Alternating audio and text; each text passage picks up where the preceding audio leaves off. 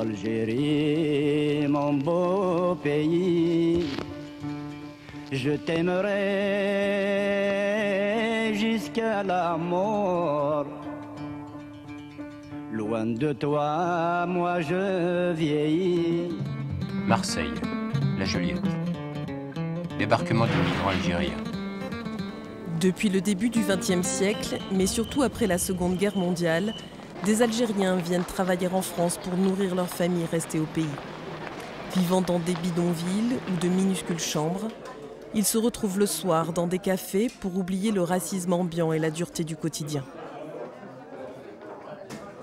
Alors, une fois qu'on a la femme qui est loin de chez nous, on n'a pas de ville, on n'a pas de vie. On a le bonheur peut-être, mais la vie manque beaucoup. Un lieu de vie central, social et politique, où résonnent dans les années 1950, en pleine guerre d'Algérie, des mélodies écrites par les exilés pour les exilés. En glissant une pièce d'1 franc dans un scopitone, un jukebox muni d'un écran, défilent Mohamed Mazouni, Slimane Azem, Salah Sadawi ou le couple phare de l'époque, Noura et Kamal Hamadi.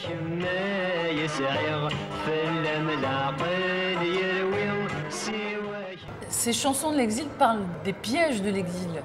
Les jolies filles pour lesquelles on dilapide sa maigre paye, les affres de l'alcool, les mauvaises rencontres, la bonne morale populaire teintée de religion musulmane doit protéger le candidat à l'exil qui peut être ébloui par les lumières de la vie à l'occidentale, cette vie pour laquelle il n'est pas venu puisqu'il n'a une mission, c'est celle de nourrir sa famille, rester au pays.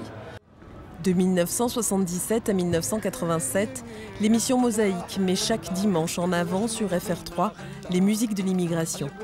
Les plus grands s'y produisent comme Daman Al-Arachi, maître du Shaabi algérois.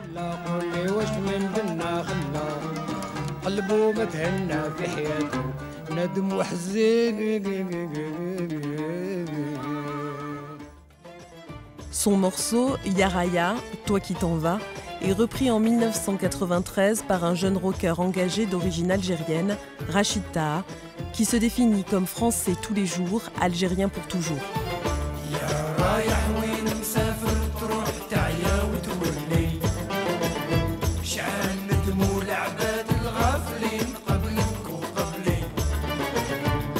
Avec ses albums Barbès en 91 puis les Diwan 1 et 2, il se réapproprie les chansons de l'exil qui ont peuplé son enfance et son patrimoine et il en fait un patrimoine universel puisque désormais ces chansons comme Yaraya, qui sera son plus grand succès, sont traduites dans le monde entier et sont connues dans le monde entier.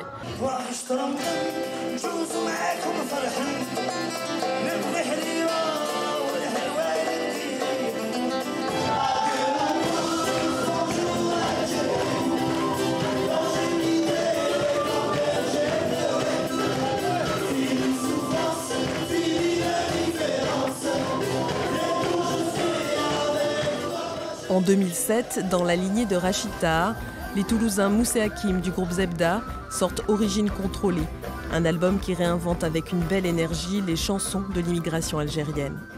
S'ils n'étaient que Toulousains, ils auraient été amputés de quelque chose d'important. Et s'ils n'avaient été qu'Algériens, ils auraient également été amputés de quelque chose d'important. Je pense que c'est ce petit cocktail détonnant qui fait leur particularité. Ce répertoire, à la fois intime, familial et collectif, est un hommage à leurs parents mêlant arabe, kabyle et français.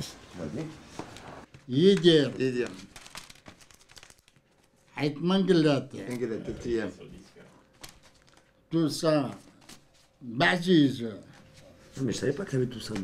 Donc du coup, il a été associé, lui, sur ce projet-là, Origine contrôlée, sur le sens des chansons. Parce que lui, il les a vécues au moment où elles sont sorties. Voilà, c'est ça, il les a vécues dans le contexte. Quelques années et des centaines de concerts plus tard, les deux frères sont de passage à Marseille. Aux côtés de l'association Ancrage, présente ce jour-là, ils continuent de s'interroger sur la façon dont résonne cet héritage culturel dans notre société. La réorchestration et votre interprétation, ça a quand même permis cette transmission auprès des plus jeunes. Et je trouve ça génial, tu vois. Et on va pas mettre Vava Inouva parce que tout le monde connaît Idir. Mais on va mettre une qui est aussi très connue dans l'immigration.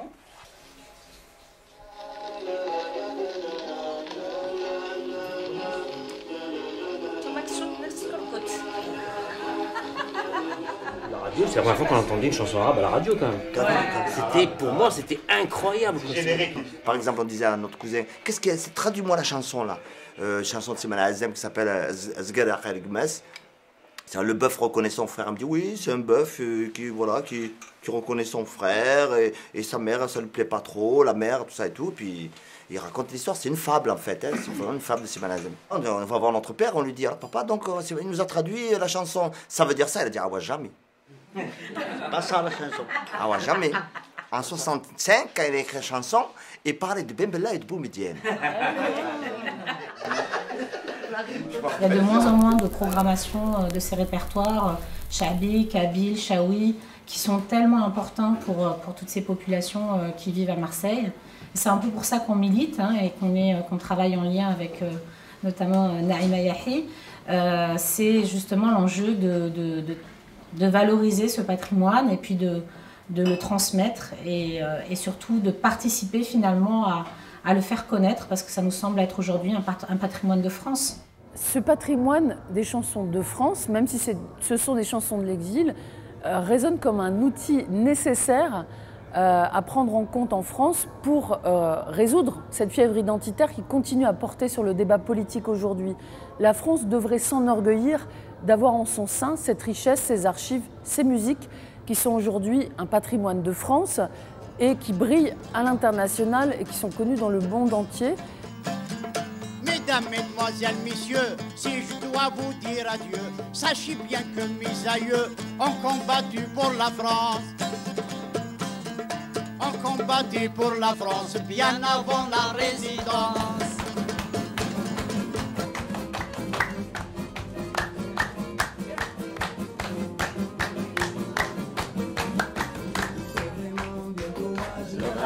Le chômage.